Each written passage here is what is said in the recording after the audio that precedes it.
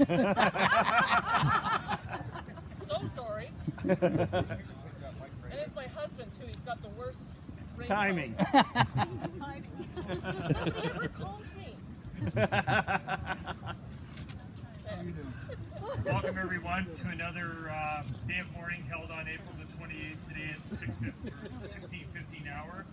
I'd like to invite up Dan Tobin, President of the Northumberland Labour Council, and also to Kim Kent, representative from the Canadian Labour Congress. Please.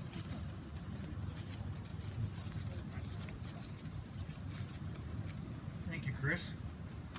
As many of you know, I'm Dan Tobin. I'm President of the Northumberland Labour Council. Excuse me while I put my eyes on.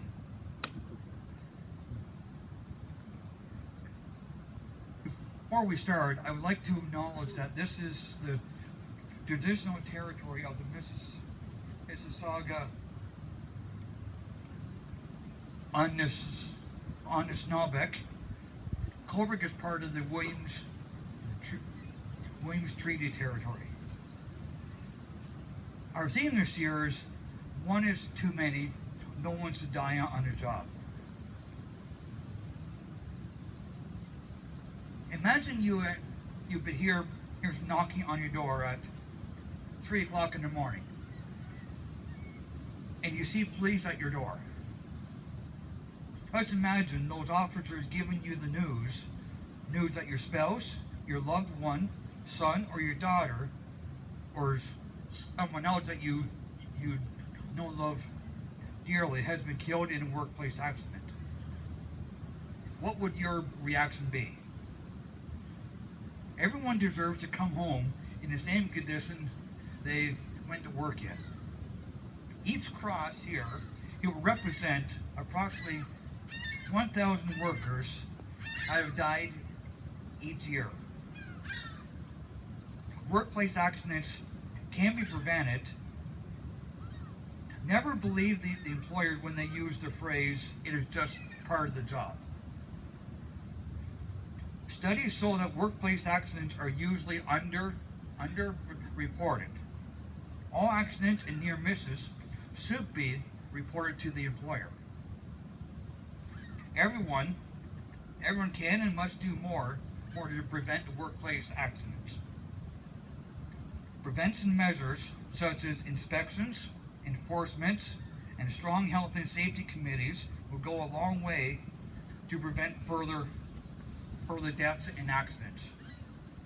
Here are some things that the employers can do to help cut down on this. 1. Develop policies and programs in conjunction with the health and safety committees. 2. Offer safety training to their employees. 3. Identify workplace hazards and develop an action plan for addressing them.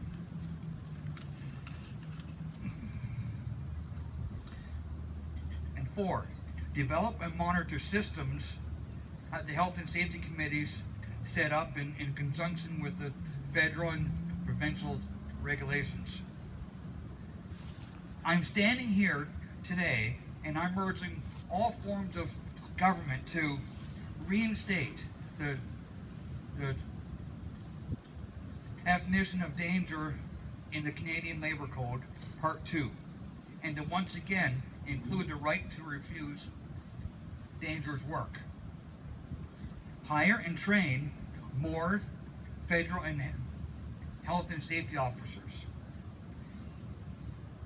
Last but not least, I'm urging the government to enforce the laws that we already have in place, such as the legislated occupational health and safety, as well as the West Strait Law, Bill C-45. April 28th is a day we remember those lives that were lost and those lives that were changed forever because of accidents in the workplace.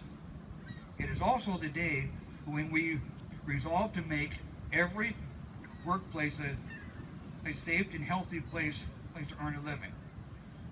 We owe it to our families who have lost their loved ones to preventable workplace accidents and to do a better job of today's workers.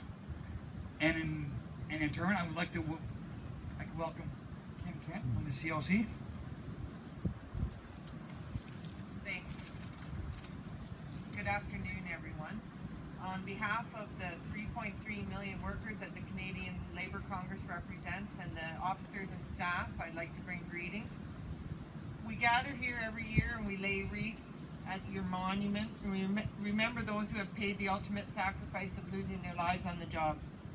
And like Dan said, close to 1,000 people a year are killed on the job or from a disease that was caused by the workplace every year. But those numbers just don't show all the people that are affected by the tragedy.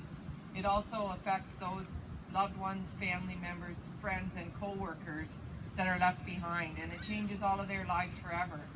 And I'm one of those co-workers. 15 years ago, a co-worker and friend in my workplace, auto parts factory in Stratford, Ontario, his name was Donald Bolduck. We affectionately referred to him as Frenchie. He was a millwright in our workplace, and he succumbed to his injuries when he was electrocuted in the workplace. And it was on this day that I committed to do what I can to fight for the living.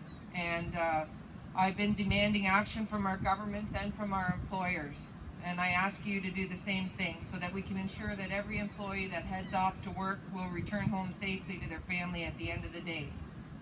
And like Dan said, with the previous federal government weakening the right to work refuse legislation and the lack of prosecution under the West Stray bill and the changes that are coming, the weakening of legislation in the province due to the Doug Ford cuts, we have our work cut out for us. So I ask everyone, not just mourn for the dead, but please redouble your efforts to fight for the living. We owe it to people like my friend Don Bolduck and his family to do better. One is too many, no one should die on the job. And you can take action by going to thedayofmourning.ca, our website. Thank you.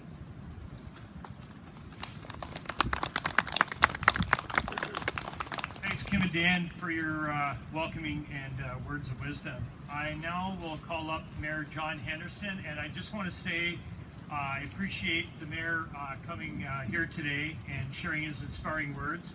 Also, too, I want to say thanks to the town of Cobourg for providing this land in which we could put our monument to, and that was a number of years ago now, probably about 15, I'm guessing.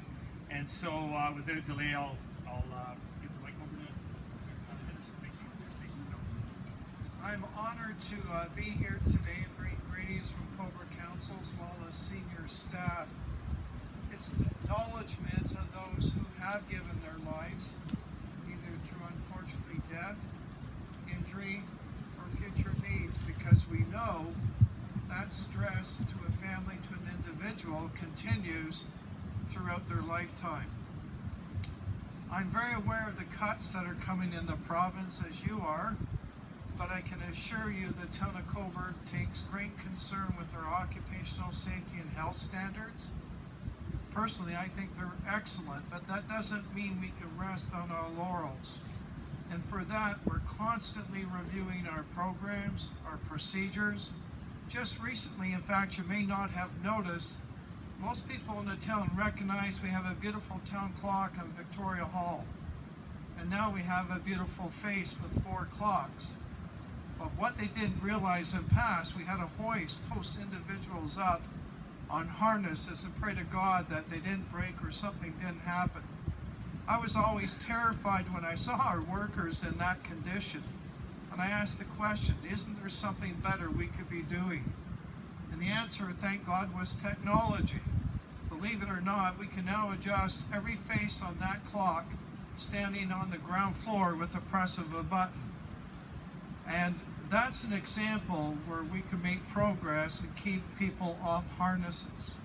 Yet, I've discovered in the back where we keep all our heating units, they actually have to go through an exit hole, which is rather frightening. I went once and that was enough for me.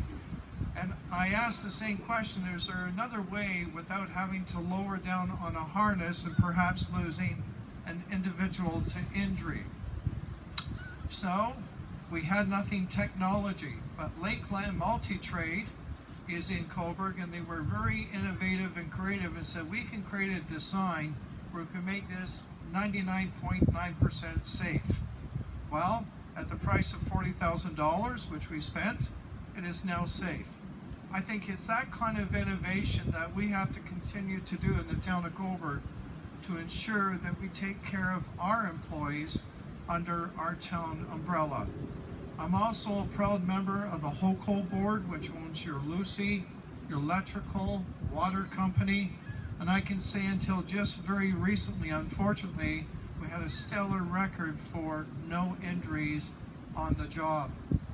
So with that being said, you have my assurance that we'll continue to work with, and I want to say this to you, we've hired a full-time planner in emergency services by the name of Miss Shannon Murphy, who works out of the fire department, and she helps us with our emergency planning on all facets, every facet, and she's brilliant. So I want you to know that we take occupational health and safety seriously, and the reason for that, because just like our employees, I want them to go home to their families at the end of the day. I think that's critical for all of us. So do I do my part regardless of Mr. Ford? Absolutely yes. So thank you for having me here.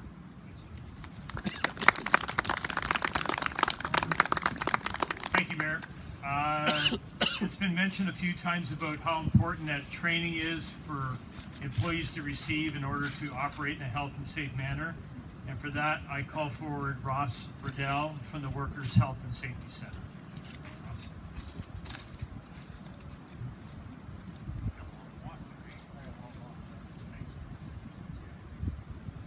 I was asked to come and talk about health and safety training, but being a day of mourning, you can't just talk about training, you have to talk about everything.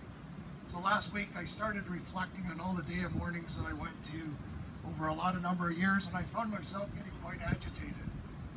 And listening to Dan do his presentation just a minute ago, we look over at those crosses, and there was only one cross there 25 years ago. It's 25 years later, we have 25 crosses there representing 1,000 people each. So I guess it was okay to be aggravated. Things need to be changed in this province if we're going to have safe work. It's not work safely, it's safe work. So as I reflected, I looked at all the different symbols that we have for the day of mourning. Fight for living, mourn the dead. We heard about that today. So we come first to mourn. That's what we do today. The rest of the year we fight.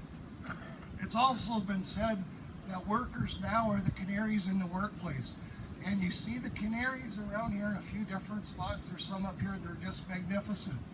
But you have to think back to the coal miners carried those canaries into the coal mine so they knew it was safe to go to work. When the canaries quit singing or the canaries died, they knew it was time to leave. Something is definitely broken in our system if workers are now the canaries. You have to think about that just for a minute. Hundreds of years ago, they knew not to use workers as a canary. So I started thinking, and I remembered back because I wanted to touch on workplace violence legislation. A number of years ago, a nurse in London, Ontario went to work and didn't come home because she died at the hands of her estranged partner, who was a doctor in that same hospital. So was she a canary? You have to stop and think about that. Somebody had to die to get us violence in the workplace. Or if you look over here, was she a candle that was simply put out? So we have violence and harassment legislation in Ontario, and our primary grade school teachers have to go to work wearing body armor. They dress in Kevlar to go into those grade school primary grades to teach their kids. There's something definitely broken in the system if that's what we've done. Health and safety reps today, when we look at health and safety training, so you have joint health and safety committees, they're faced with what we call behavioral-based safety training. So you have to ask yourself, are we going to train to change the behavior of workers? Are we going to control the behavior of workers? Or should we be controlling the hazards, eliminating the hazards? I just listened to the mayor. I wanted to applaud during his speech as he eliminated a few different hazards. Fantastic. I hope all employers were listening and they all step up and say it's time to control the hazards, not the behavior, right? Why all this is happening, certification training in Ontario, it started out as a 3-week program back when it was first brought into legislation. It was watered down to a 3-day program. It was just announced that the government of today is looking at making it a 1-day online training course. These are for your Joint Health and Safety Committee certified members who have the right to shut down unsafe work. They're part of the internal responsibility system. It's a key representative for all the unions, all the workers to be there, and they want to put it on an online 1-day course for that training. So something is broken. So as you fight for a living and you're on that joint committee and you're looking at training in the workplace, consider a few facts. Look at trainings that deal with hazards, not behavior. Try to work with your employer and eliminate the hazard or guard the hazard. Keep the workers away from harm, right? Look at classroom training where you have an active instructor. That instructor could come right out of your own workplace, so they have a phenomenal amount of knowledge of the hazards and how to deal with it, how to eliminate it. So that's hazard-based training. The other, one other thing here, I just missed it here. So as you look at all that training, you should use proven adult education techniques so workers are involved in the classroom. They can work in groups. They can learn on each other, learn from their own experience. Workers need to be involved in the training before it becomes training. Talk to the workers to find out what the hazards really are in the workplace, what needs to be changed, how we can control it, etc. As I leave you, I just want you to ponder this. The Health and Safety Act, all the regulations that we have, that is a minimum standard. I talked about school teachers earlier. They still do not have the luxury of having a regulation under Health and Safety Act to govern their workplaces. Thank you. Thanks, Ross, for the words about education and so much the importance of workers being trained. Next up is our keynote speaker, Charlene Clark. Charlene Clark, just a few notes on her. She started out in her activism as a health and safety rep, went on to become an instructor with the Workers' Health and Safety Center, the ODRT, I can't forget that one, right? And of course, WSIB. So she's well educated, and I'm really proud to have her here today to come up as a keynote speaker. And she's accomplished quite a bit in the past, in the present, and I know she's got so much to offer for the future. So I'd like to welcome Charlene Clark, President of USW Local 13173. Thank you.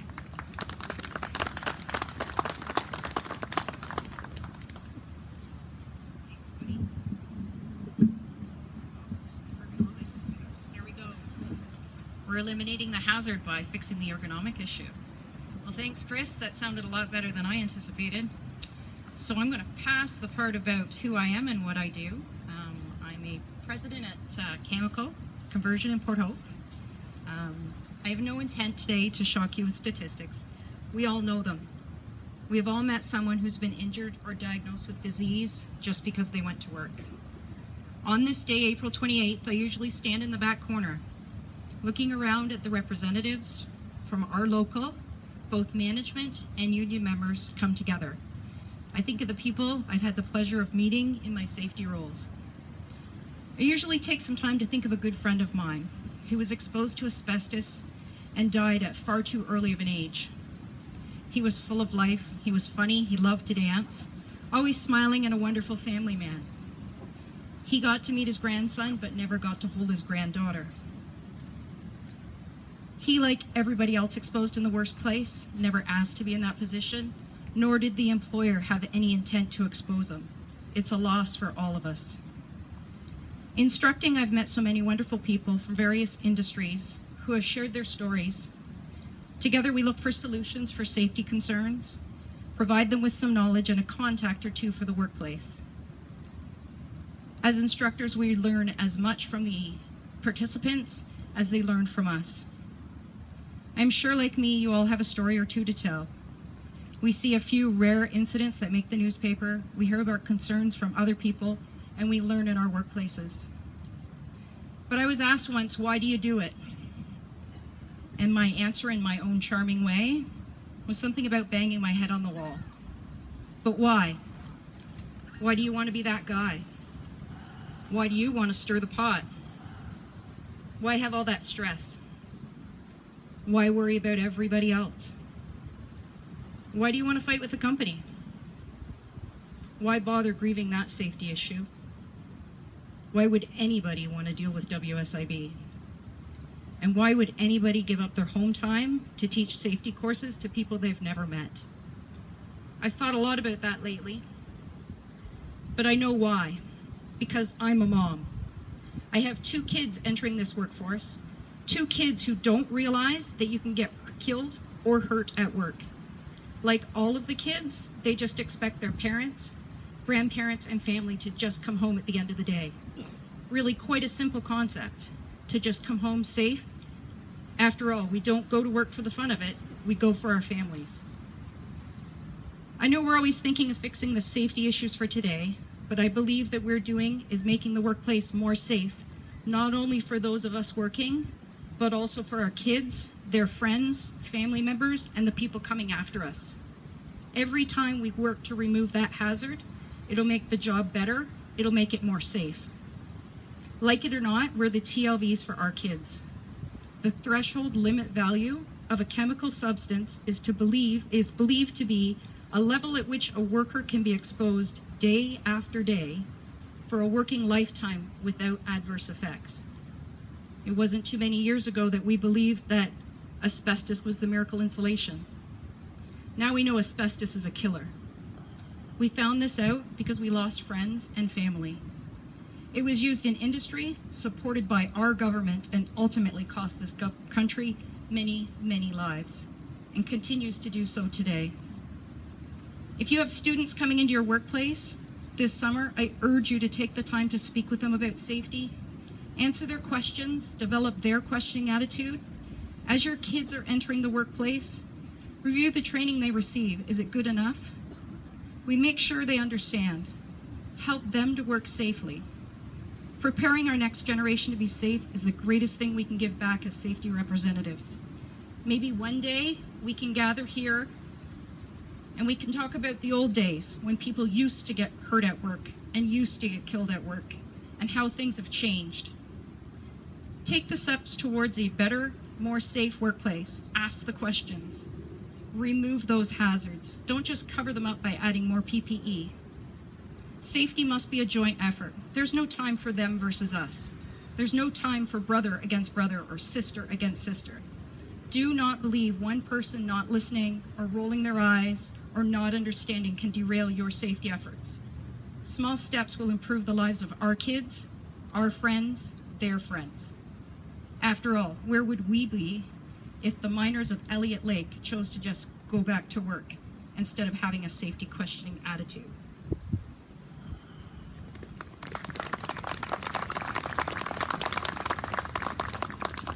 You know, recently I actually did an instruction course with Charlene in Mississauga, and we had various groups across from CN Rail were there, airport screeners, and transportation federally. So there's no other person I'd sooner do a course and instruct than with Charlene. Very knowledgeable. I really appreciate you, Charlene, delivering those words today. Thank you very much. Next up, I'd like to call for the invocation, Reverend Canon Rick Miller, please, if you can come forward. And then following Reverend Canon's blessing, we will be the laying of the wreaths to Amazing Grace.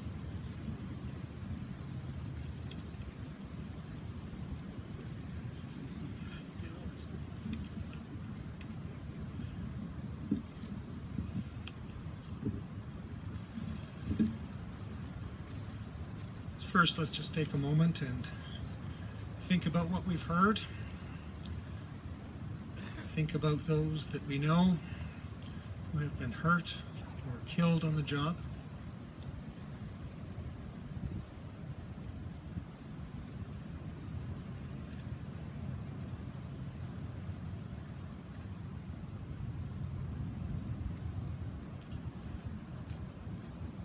Loving Creator God, you formed the world and its people with your hands. As we use our hands, our heads, and our hearts in co-creating the world in our many and varied occupations and vocations, we are especially aware of our human vulnerability and fragility. We uphold to you all those who have been affected by workplace accidents. We pray for those whose lives have been forever changed through personal injury or death. With their families, friends, and co-workers, we too suffer daily with those injured and those who mourn for all those who have lost their lives. Bless them not only as we remember them today, but always. Help us to remember that our grief falls short if we fail to respond to the safety needs of all people in the workplace. Awaken our passion for justice for all who work in dangerous environments. May the health, safety, and worth of every human being be first and foremost in our thoughts, our decisions, and our actions. And gracious God, grant us hope. Amen.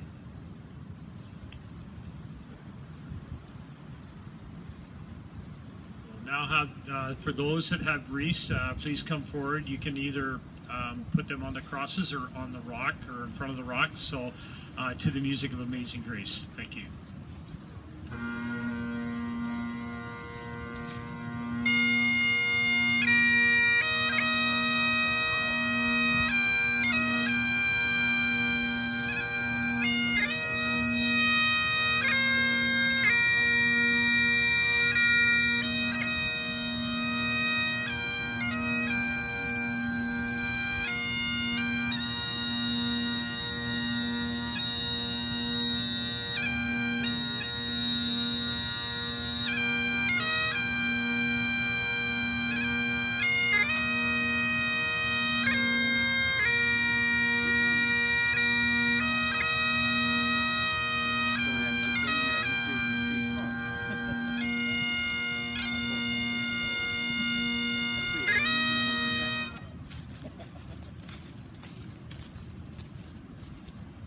I'd like to now, in closing remarks, call forward the executive board from Northumberland Labour Council for those that are current and past. If you've, I know we're in between the new bodies coming forward, but if you can come forward here, please. I seen Linda McKenzie somewhere, yeah, and I seen these two over there. And Wendy, I know you're over at the back there, yeah.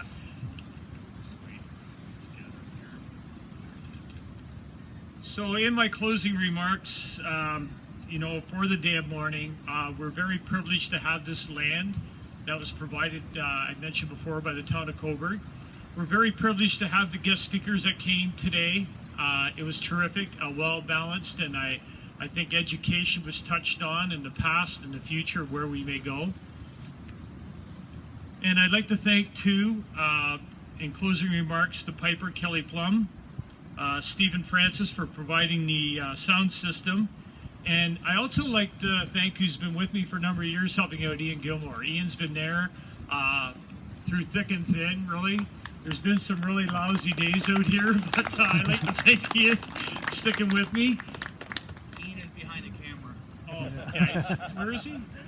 Right here. There's Ian with the cat. So Yeah. he even has a job in closing to videotape this for me, so he's good with technology. But anyways, we're very privileged to have this day, and I just want to say thanks. This is my last year. I will be looking after it. For me, it's been hard.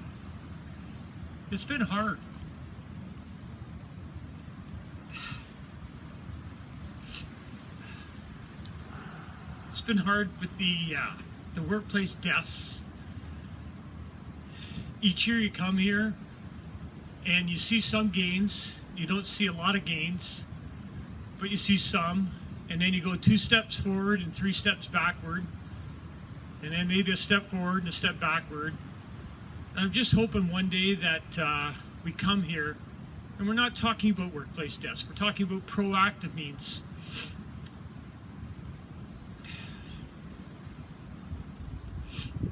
I guess I've seen workplace death too, up front.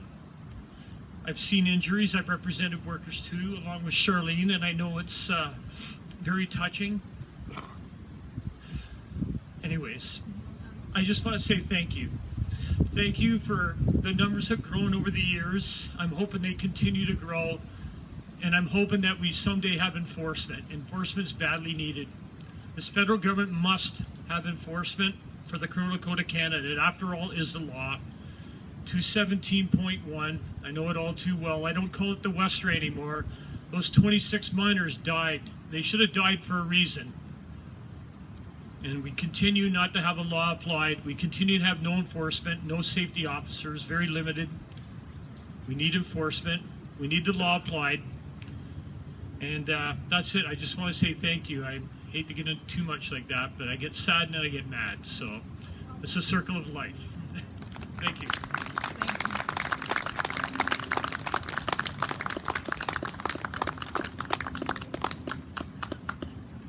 On behalf of the council, I would like to extend my thanks for everyone attending, and thanks for Chris for organizing a great event, and good luck in the future, Chris.